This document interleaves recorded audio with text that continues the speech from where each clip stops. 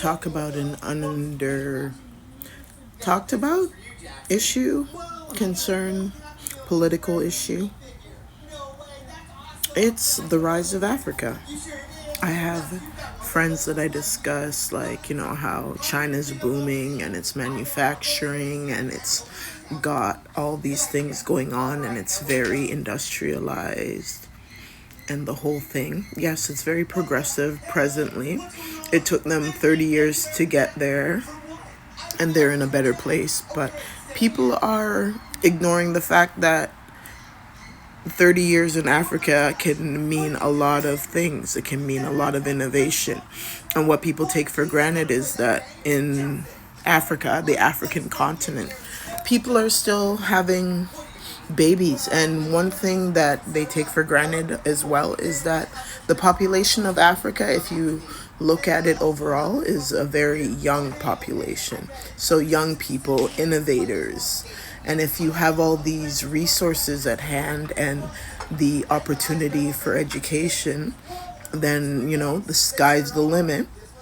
And you also think of, like, anytime a new innovation pops up, from, like, water to making fuel to textiles to building materials, and all these things originate in Africa. Plus, you take into account all the natural resources that are abundantly there.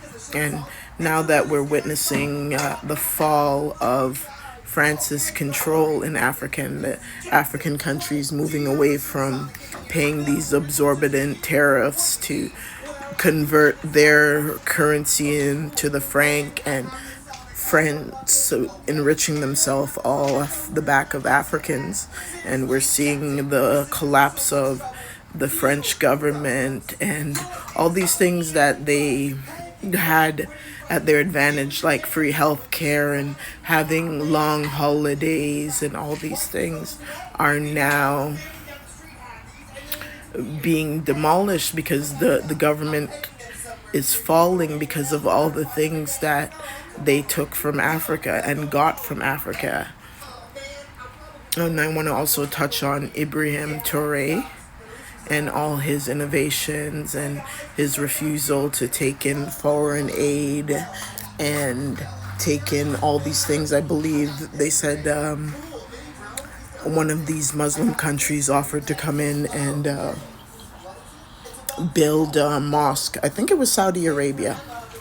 And he's like, no, thank you. He's like, we'll